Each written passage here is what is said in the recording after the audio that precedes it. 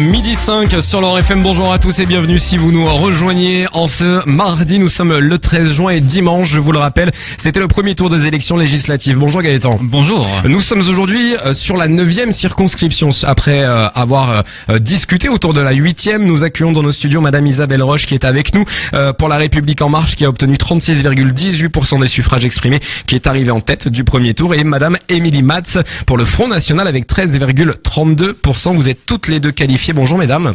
Bonjour à tous. Alors on a choisi donc qui commençait par un tirage au sort. C'est vous Madame Matz. Alors vous allez pouvoir vous présenter pour ceux qui ne vous connaissent pas encore sur la 9e circonscription.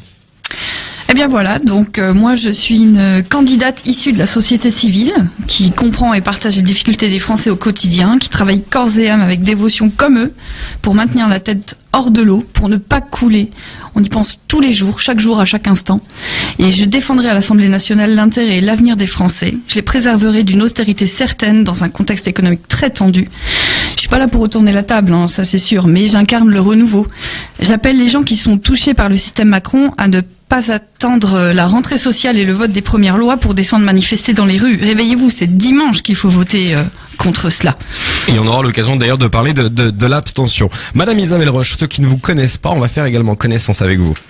Oui, alors moi je suis déjà une élue politique puisque je suis vice-présidente du conseil départemental en charge du tourisme. Je suis candidate pour La République En Marche et puis j'ai 48 ans, 4 enfants. J'exerce aussi une activité professionnelle puisque je suis consultante en formation. Donc je forme à la gestion de la relation client ou la gestion de la relation à l'usager. D'accord, mesdames, l'abstention a atteint un record. On est sur un record qui n'avait pas été battu depuis 1958. Comment vous pouvez expliquer, Émilie Matz, cette abstention qui était très haute au premier tour des législatives? On s'est retrouvé quand même sur la 9e circonscription avec 14 candidats. C'est quand même extraordinairement élevé. Donc les gens, plutôt que de choisir, je pense qu'ils ont préféré attendre le deuxième tour et que 2 candidats se dégagent afin de faire leur choix. 4 points au-dessus de la moyenne nationale pour la 9e circonscription. Oui, en effet, on est sur une circonscription, j'ai l'habitude de dire, à visage multiple, rurale, urbaine, et puis les électeurs sont vraiment dans une attente. On sent bien que les citoyens attendent des politiques de pouvoir leur refaire confiance, et je pense que ça c'est indispensable. Et une des premières lois d'ailleurs qu'Emmanuel Macron veut mettre en place, c'est cette loi pour la confiance dans la vie politique, et c'est indispensable pour que les citoyens retrouvent le chemin des urnes. Il y a certaines analyses qui sortent depuis quelques heures où on parle de cette fameuse proportionnelle. Beaucoup de spécialistes en parlent ces derniers jours. Est-ce que c'est une bonne idée d'instaurer la proportionnelle aux législatives, Madame Matz? Moi, je pense que c'est une bonne idée. Et surtout, est-ce que c'est faisable en fait? Bon, oui, il n'y a pas de raison que ce soit tout est faisable quand on se donne les moyens de faire les choses. Après tout, instaurer la proportionnelle, ça voudrait dire que les Français qui ont voté Front National se sentiraient certainement mieux représentés qu'à l'heure actuelle. Pour l'instant, 1 ou 2 sièges, voire 4 comme annoncé, alors que on est au-dessus du PS en termes de pourcentage, qui eux vont conserver beaucoup plus de sièges. Est-ce que s'il y avait la proportionnelle, on aurait une abstention qui serait plus faible? C'est ce qu'on peut entendre ces dernières heures. On verra ça aux prochaines élections. C'est quelque chose qu'on peut imaginer. Est-ce que Emmanuel Macron compte se poser la question? Et vous, en tant que député, si on vous demande de voter une proportionnelle, vous la voterez ou pas? C'est dans le projet de la réduction du nombre de députés et une introduction de proportionnelle. Comme François Hollande qui ne l'a pas fait, par exemple. Mais pour l'instant, Emmanuel Macron fait ce qu'il dit. Alors on aura l'occasion de voir un petit peu justement, de voir ce qui va se faire. Mais chez nous, en local, ça va être une des plus grosses parties de ce débat à 12h09. On va marquer une première courte pause. On est ensemble jusqu'à 13h. On vous le rappelle en direct leurfm.com et puis également sur la page Facebook officielle LeurFM. Il est 12h17 sur LeurFM. Bonjour et bienvenue si vous nous rejoignez en ce 13 juin. Nous sommes au plein cœur de la 9e circonscription de la Moselle. Dimanche, Gaëtan, on le rappelle, c'était les élections législatives. Le premier tour. Et le deuxième tour, ce sera dimanche. 18 juin. Vous aurez donc l'occasion de vous rendre aux urnes, je l'espère un peu plus nombreux, tout de même 56% d'abstention, 56,3 points d'abstention sur la 9e circonscription de la Moselle. En studio avec nous les deux candidates qui se sont qualifiées, Isabelle Roche pour La République En Marche, 36,18% du suffrage exprimé, et Émilie Matz donc pour le Front National, 13,32. Sur le point local, qu'est-ce que, mesdames, vous aimeriez apporter en priorité? Et on va commencer avec vous, madame Matz, toujours sur l'ordre du tirage au sort. Au niveau local, nous, c'est pas compliqué. Nous, on veut mettre en place des permanences pour accueillir les gens, pour qu'ils viennent nous parler de leurs soucis, leurs problèmes, nous soumettre même des idées, parce que on a des gens sur le terrain qui nous donnent des idées, des conseils aussi, et c'est vrai que c'est parfois très pertinent. Et c'est sur ce genre d'idées justement ou de propositions qu'on pourrait effectivement monter des projets. D'accord. Des projets dans l'attente justement des Français. Là, actuellement, il y a peut-être quelque chose d'envisageable. Si vous êtes élu dimanche soir, le premier combat que vous aimeriez mener? Ah oui, ouverture de permanence un peu partout justement pour recevoir les gens, des permanences sans rendez-vous afin de voir un petit peu quels sont les problèmes prioritaires pour les Nord-Mosellans. Isabelle Roche, vous l'expliquez, c'est vrai que vous êtes une élue de la région, vous connaissez le terrain aussi, et aujourd'hui, quelle sorte de député local, je dis bien, vous aimeriez être, et quels vont être les chantiers les plus importants au départ? Alors les chantiers les plus importants au départ sont au nombre de 4, voire de 5. On a déjà des frontaliers. Donc c'est comment on améliore leur temps de vie. Et quand je parle de temps de vie, je parle bien entendu de la mobilité, mais pas que de la mobilité. Un frontalier, certes, il se déplace, mais ensuite, quand il vit à Luxembourg, mais il vit aussi bien entendu sur notre territoire. Donc c'est toutes les problématiques d'accès aux services publics, d'accès au commerce, aux gardes d'enfants. Quand on parle d'activité d'enfants, comment organisons cela pour les parents, pour les familles, et puis pour tous ceux qui travaillent de l'autre côté de la frontière. Peut-être sur le transport, je pourrais vous faire réagir. Vous avez ce projet de la 31 bis, parce que si vous développez les 4, je veux pas qu'on prenne de retard avec madame Matz sur le temps de parole. On fera d'ailleurs un point dans quelques secondes. Sur le transport, la 31 bis, on sait que ça fait hurler en ce moment les habitants de Florange. Alors on n'est pas sur la même circonscription, mais tout de même c'est un problème qui concerne bon nombre de Mosellans, qui sont 80 000 à passer la frontière. Péage, pas péage. Aujourd'hui, c'est un capharnaüm autour de cette loi, parce que Ségolène Royal s'y était penché, mais personne n'a rien compris de ce qu'il y avait dans le rapport. On l'a lu, relu, on en a discuté avec des gens qui étaient spécialisés là-dedans. Ils nous ont dit on ne comprend rien, c'est vide et il y a rien et c'est vide de sens. Aujourd'hui, ce péage, il faut le faire. J'ai envie de vous dire de toute façon que ça fait des années que les politiques en place disent qu'il y a des problèmes avec l'autoroute, avec les frontaliers pour aller travailler vers le Luxembourg. Mais bon, à part dire qu'il y a des problèmes. Rien n'est fait concrètement, il n'y a pas de projet, il n'y a rien. Il faut qu'on mette des choses en place, il faut qu'on ait des projets concrets, il faut qu'on voit comment faire, il faut qu'on se concerte, il faut voir avec la population, il faut voir leurs attentes. Il faut fluidifier le trafic, ça c'est certain, mais c'est des choses qu'il faut voir avec le Luxembourg. Non, on n'est pas contre l'Europe. Le Front National n'est pas contre l'Europe. Le Front National est pour une Europe différente. C'est pas pareil. Alors oui, bien sûr, si ce sont des projets qu'il faut faire avec le Luxembourg, on les fera. Alors, toujours sur le point local, sur votre profession de foi, on a encouragé la création d'un pôle métropolitain. Qu'est-ce que vous entendez autour de ça? Alors en fait, la création d'un pôle métropolitain, alors je sais que pour certains c'est presque un gros mot, mais en fait le pôle métropolitain, c'est la volonté de faire travailler tous les acteurs du territoire, que ce soit les acteurs publics, les acteurs privés, les acteurs associatifs, que l'on vraiment d'organiser ces temps pour développer notre territoire, tant sur l'économie. On parlait de mobilité juste à l'instant. C'est aussi, ça peut être aussi de la responsabilité de cette instance que de s'emparer de ces problèmes vraiment pour les faire avancer. À l'heure actuelle, on souffre beaucoup finalement de chacun parle un peu dans son coin et on a vraiment besoin de se structurer pour développer, moi ce que j'appelle l'axe le long de la 31, mais bien entendu pour irriguer aussi tout le territoire, puisque on est aussi confronté à la désertification, à des problèmes de déserts médicaux, comment fait-on dans la ruralité. Et ce pôle métropolitain, l'avantage d'être fort, ce serait aussi de faire profiter toute l'économie de la circonscription, de ces 74 communes et 140 000 habitants, de cette dynamique. Sur le point local, toujours, vous avez d'autres projets, j'imagine, Madame Matz. Quel est le suivant sur lequel vous aimeriez vous diriger une fois élu à l'Assemblée nationale? Mais il faut absolument en priorité défendre le service public. C'est vraiment prioritaire.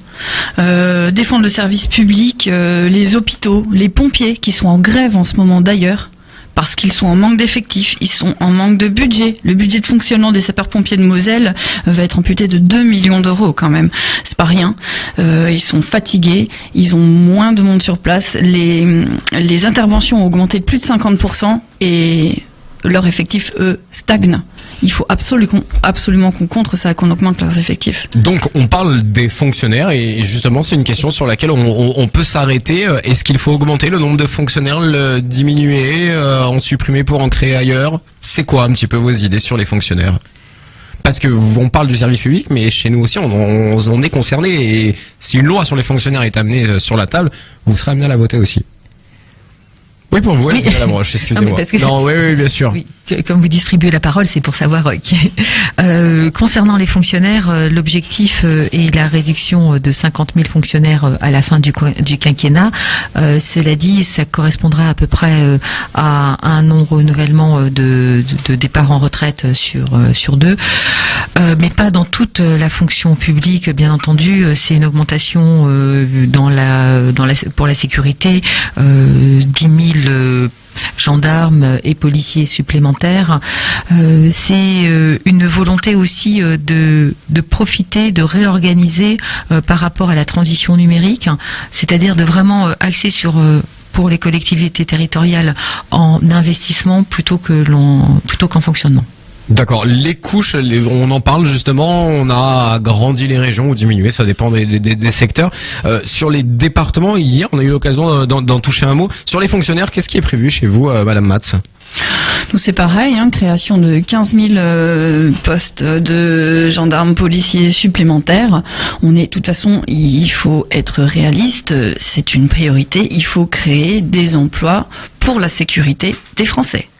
Pour augmenter le nombre d'effectifs. Absolument. D'accord, donc on se dirigerait vers une augmentation du nombre de fonctionnaires. C'est pas on augmente ici pour diminuer ailleurs. On ferait, oui, une augmentation du nombre de fonctionnaires, mais comme disait Madame Roche, pas dans tous les secteurs, dans les secteurs prioritaires, là où on en a besoin, là où la sécurité doit être assurée.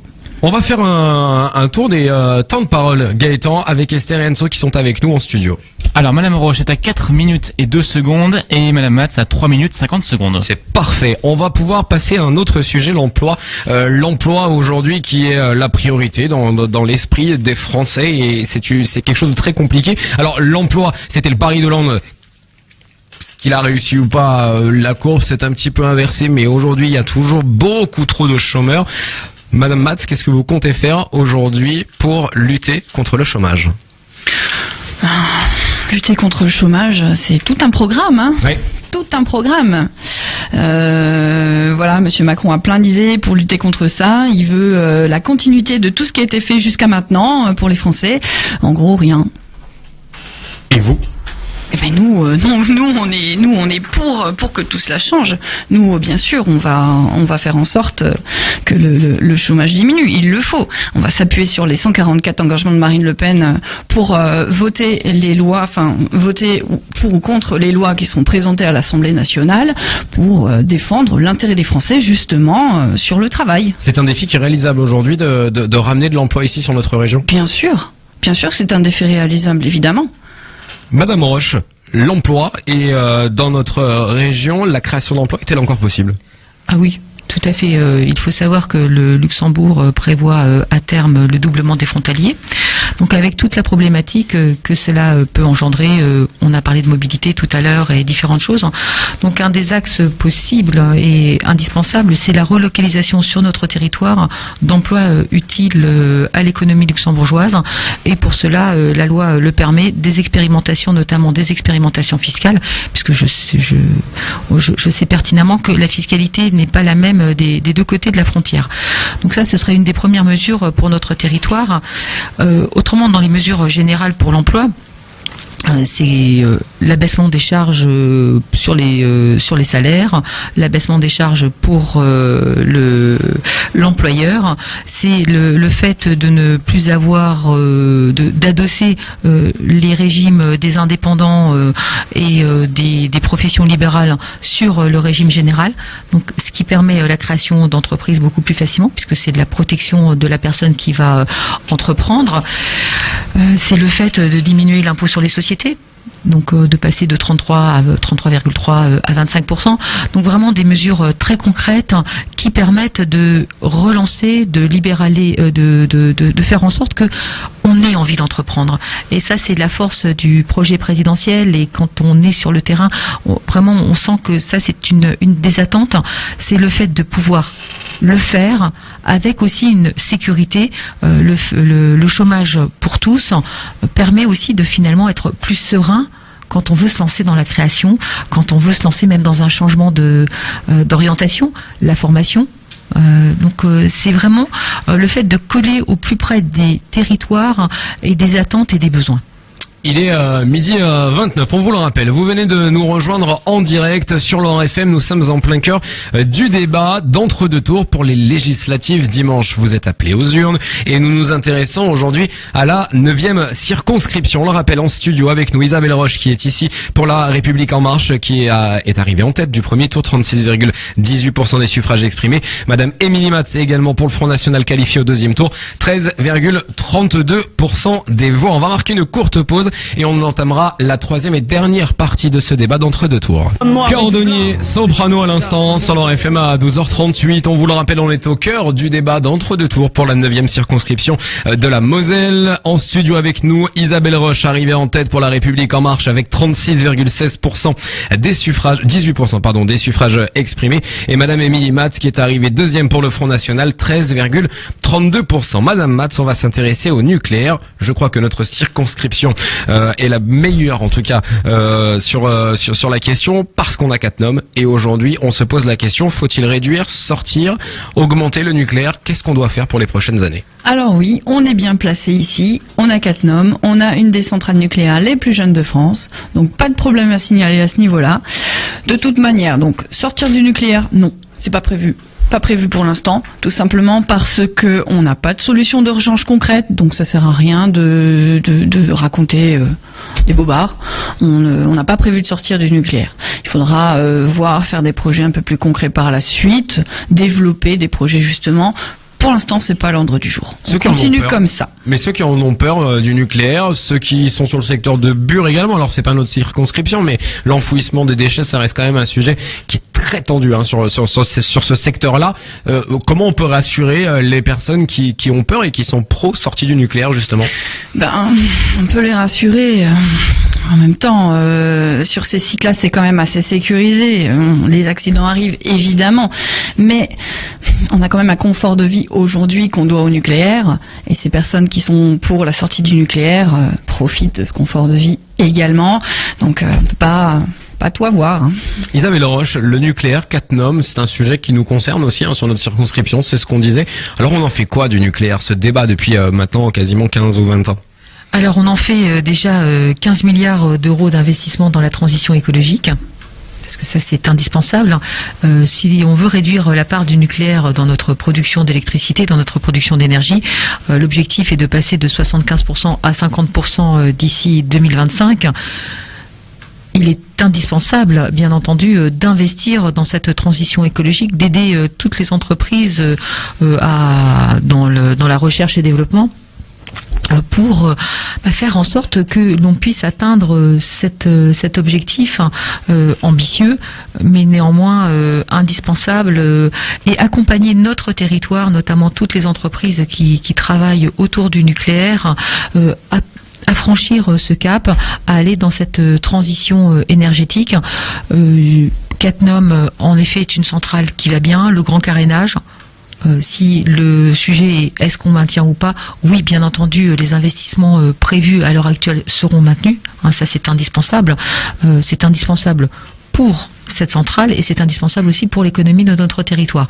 Donc je rassure, pas de fermeture de Cattenom prévue. Madame Matz. Moi j'ai une question sur les décisions justement que prend Monsieur Macron concernant le nucléaire, des décisions que je trouve quand même ambiguës. Notre Premier ministre, Monsieur Édouard Philippe, qui est donc ancien cadre Areva, directeur des affaires publiques, qui a contribué à mettre Areva en faillite, à savoir qu'Areva et EDF sont quand même en collaboration. Cette faillite fragilise EDF, donc la sécurité des centrales nucléaires. En contrepartie, en opposition, on a nommé ministre de l'écologie, Nicolas Hulot, qui est anti-nucléaire. J'aimerais bien qu'on m'explique un petit peu pourquoi, parce que je comprends pas. Madame Roche. Nicolas Hulot est un élément vraiment très important dans le dispositif du gouvernement, puisque c'est aussi lui qui est garant des accords, de préserver les accords de Paris. Et on voit à l'heure actuelle, avec ce qui se passe aux États-Unis, c'est juste dramatique que de sortir des accords de Paris. Donc oui, c'est un ministre emblématique qui va permettre de mettre en place tout ce programme de transition écologique indispensable pour notre planète. Comme dit le président Macron, on n'a pas de planète B. Aujourd'hui, Trump est sorti effectivement de cette COP21, ces accords de Paris. Mais au niveau de l'Europe, on entend certaines voix s'élever et se dire qu'on peut sortir du nucléaire. Alors les Allemands prônent le charbon. Est-ce que c'est une autre solution? Le charbon, je suis pas bien sûr. Hein. Madame Matz. Non, pas tellement. Je suis pas bien sûre non plus. Non, le terme d'écologie. Non, pas de charbon, pas de réouverture de centrales de charbon. Ça, c'est très clair. On va passer à un autre sujet, la sécurité. Demain, vous serez député. Alors, laquelle d'entre vous, on ne le sait pas à l'heure actuelle, mais demain, vous serez député et vous serez peut-être interrogé sur l'état d'urgence. Est-ce qu'aujourd'hui, il faut prolonger l'état d'urgence, Madame Matz? L'état d'urgence. Alors, l'état d'urgence, c'est quelque chose qui fait débat. Formidable, l'état d'urgence. C'est quelque chose qui est en place maintenant depuis très longtemps, qui reconduit. On est en état d'urgence permanent. À un moment donné, peut-être falloir arrêter, peut-être falloir trouver des solutions quand même pour qu'on soit plus en état d'urgence. Peut-être falloir trouver des solutions pour lutter contre le terrorisme, pour lutter contre toutes ces menaces. On peut juste pas continuer comme ça, quoi. État d'urgence, il va falloir vraiment trouver une solution. Est-ce que, par exemple, on a vu le clip de rap qui a été tourné sur Guénange, où on voit donc la promotion d'armes blanches, d'armes à feu, de consommation de stupéfiants ou de rodéo sauvage. Est-ce que nous souhaitons cette banalisation du quotidien difficile que vivent les gens de ce quartier pour nos enfants? Bien sûr que non. Il va falloir franchement qu'on trouve il faut agir. Rétablissement des frontières, ça veut pas dire faire un mur, ça veut dire mettre un filtre, laisser rentrer ce qui est bon et laisser dehors ce qui est mauvais. Je pense qu'on pourrait réguler justement le flux de migrants pour des questions de sécurité. Ça me paraît essentiel. Remettre des postes de douane, rétablir les frontières, c'est aussi remettre des postes de douane. Ça veut dire également, donc, comme on le disait tout à l'heure... Comment vous rassurez ceux qui ont peur de passer encore plus de temps dans les bouchons? Oui, je vous parle mosellan, hein. Je parle même pas de la France. Ceux qui vous répondent des frontières, on en a pas, on galère pour aller au Luxembourg, mais on fait comment alors si on n'a pas toujours fait partie de l'espace Schengen, hein. J'étais pas là en région, ça se passait comment avant? Avant, on avait des frontières, on avait un poste de douane. Et il y avait moins de bouchons. On attendait un petit peu, et puis on passait la douane, et puis de toute façon, il y avait des bouchons quand même. Il y en avait autant. Il y en avait pareil. D'accord, j'ai pas le nombre de fonctionnaires à l'époque. L'état d'urgence alors? Alors, l'état d'urgence... c'est pas un état qui doit être pérennisé. Hein. C'est bien sûr, on doit sortir de l'état d'urgence, mais pas n'importe comment. On sort de l'état d'urgence justement en renforçant la sécurité, en renforçant le renseignement. C'est prévu dans les projets de loi qui arrivent là sur la table dans les prochaines semaines. Des mesures concrètes qui sont dans le programme. C'est aussi par rapport à ce qui a été évoqué sur Guénange et la promotion de différentes choses, c'est de pouvoir tout de suite sanctionner. Et ça, c'est très important, parce qu'à l'heure actuelle, finalement, quand quelqu'un commet un délit, une infraction, bon, il se passe quelque chose, bien entendu, mais avant l'application de la peine, il peut vraiment se passer beaucoup de temps. Et là, ce serait finalement désengorger aussi nos tribunaux et faire en sorte que, voilà, quelque chose, un acte délictueux est commis, une sanction est apportée. Ça, c'est une partie de la réponse. Donc, plus concrètement, pour l'état d'urgence, on parle des menaces extérieures, hein, on va se focaliser oui, là-dessus parce que vous nous parlez de Guénange tout à l'heure avec ce clip, mais je veux pas partir sur ce terrain-là, je parle vraiment sur l'état d'urgence, le terrorisme, ce climat ambiant qui pèse aujourd'hui sur l'ensemble des Français. On a pour le moment nous été épargnés dans notre région, mais on l'a vu, ce n'est plus concentré uniquement sur la capitale. Et c'est là en fait, est-ce que l'état d'urgence est efficace aujourd'hui sur ce sujet-là et est-ce qu'il faut le prolonger ? Alors, sur ce sujet, il est efficace, puisqu'on voit bien qu'en termes de sécurité, de renseignement, beaucoup d'attentats ont été déjoués. Donc oui, notre capacité est là. Donc renforçons, vraiment continuons à faire en sorte que ce renseignement permette de déjouer les attentats. Madame Matt. Rappelons quand même à la base ce que c'est que le terrorisme. C'est pas forcément lié aux attentats. Le terrorisme, c'est le fait de semer la terreur. Et pourquoi je parlais de Guénange ? Parce que ce sont des gens qui sèment la terreur sur Guénange. Avec justement ce genre de clips, ce genre de choses, ce genre de propos, ce genre d'incivilité. C'est du terrorisme. C'est pas lié aux attentats, mais c'est du terrorisme.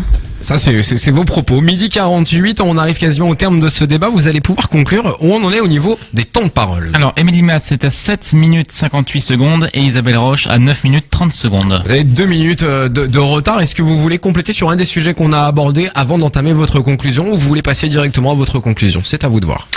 Non, on va... Alors, votre conclusion sur ce débat, quel député vous allez être ? Vous nous l'avez expliqué. Comment vous allez pouvoir vous adresser à tous ceux qui nous écoutent, qui ne sont peut-être pas allés voter d'ailleurs au premier tour et qui sont amenés encore une fois à être convoqués. Maintenant, est-ce qu'ils vont y aller ou pas ? La réponse on l'aura dimanche, mais comment vous pouvez les motiver aujourd'hui et votre mot de la fin ? Il faut les motiver, oui, bien sûr. Là, on n'est plus que 2, donc le choix va être plus simple que de choisir entre 14 candidats. Là, c'est vraiment un vote de conviction. C'est ce que les Français veulent pour leur avenir, comment ils voient les choses. Est-ce qu'ils ont envie de tomber dans le système Macron ? Est-ce qu'ils ont envie de défendre leurs intérêts en votant pour nous, Front National, le seul parti d'opposition face à Macron ? C'est eux qui prendront cette décision. Qu'est-ce que je pourrais... Les électeurs qui ont voté pour le parti En Marche ont l'espoir d'un changement de politique venant d'un jeune parti, En Marche, qui a 1 an. Pour moi, il y a rien, quoi. C'est vraiment tous les partis ont fusionné ensemble. Madame Roche ici a été sous 3 étiquettes, PS, UDI, En Marche, des étiquettes très différentes, mais peut-être finalement pas si différentes que ça, puisque ces 3 partis fusionnent ensemble pour la majorité à l'Assemblée nationale. Merci Madame Matt, c'est à vous Isabelle Roche de pouvoir conclure. Oui, merci pour les propos qui viennent d'être tenus juste à l'instant. Ça me permet de faire une précision et effectivement d'être bien inscrite dans En Marche, dans cette recomposition politique. Les gens d'En Marche viennent bien de quelque part et on a envie justement de poursuivre ce formidable espoir et ce formidable élan que nous donne Emmanuel Macron, notamment par la stature internationale, sa stature sur la scène internationale qui fait que les Français sont fiers de leur président. Donc en conclusion, vous demandiez finalement quel député je serais. Moi je serais une députée en marche, c'est-à-dire sur 2 jambes. Une jambe à Paris, une jambe en circonscription. Et ça, c'est très important. C'est d'avoir vraiment ce côté législatif qui est faire la loi à Paris, bien entendu, c'est là où ça se passe. C'est le travail du député, mais ce n'est pas le seul travail du député, puisqu'il va aussi participer au contrôle de l'action gouvernementale, à l'évaluation des politiques publiques, et c'est vraiment là que se fait le lien avec le territoire. Pour cela, pour évaluer les politiques publiques, pour savoir vraiment ce qu'il se passe, il faut être dans la circonscription, il faut être sur le terrain. Je suis une élue de terrain, je sillonne très régulièrement la circonscription avec les différentes problématiques en tant que vice-présidente au tourisme et l'agence d'attractivité. C'est vraiment quelque chose que je connais bien, toutes ces problématiques qui sont liées à l'économie, au développement. Donc je continuerai bien entendu à être cette députée proche du terrain, proche des citoyens, pour traduire ces attentes en débouchés politiques. Parce que c'est ça aussi qu'attendent les citoyens. C'est qu'à un moment, leurs attentes soient portées par des élus qui les défendent réellement. Voilà la députée que je veux être. On en est au temps de parler, parce que je vois que vous vouliez compléter votre conclusion. Et alors, Isabelle Rauch, 11 minutes 27 secondes, et Émilie Matz, 9 minutes 45 secondes. Vous avez 1 minute. Super. On vous écoute. Vous voulez, Madame Rauch, justement être la députée des Français qui va défendre leurs intérêts, qui va porter leur voix, les écouter pour porter à l'Assemblée nationale justement leurs attentes. Or, leurs attentes, c'est peut-être pas forcément ce que le président Macron prévoit. En effet, pour pouvoir être investi En Marche, vous avez dû signer le contrat avec la nation de Macron, qui vous oblige à voter toutes les lois sans discussion possible. Or, il y a des choses qui vont être votées et sur lesquelles les Français ne sont pas d'accord, malheureusement. Il est 12h52. Je vous la donne, cette dernière phrase, parce que c'est vous qui devez conclure, mais ensuite on en arrêtera là. Allez-y. Tout à fait. Donc, dans le contrat, on nous demande aussi de mettre notre expertise et notre intelligence au service du projet. Il est 12h53. Merci à toutes les deux d'être venues. Je vous le rappelle, vous êtes habitant de la 9e circonscription de la Moselle. Et bien, vous serez amenés aux urnes à choisir entre Isabelle Rauch, République En Marche, et Madame Émilie Matz, pour le Front National. Rendez-vous dimanche dans les urnes. Merci Gaëtan. Merci à toi également. Merci Esther. Merci Anso, toutes les deux au chrono ici. Et merci mesdames de vous être déplacées.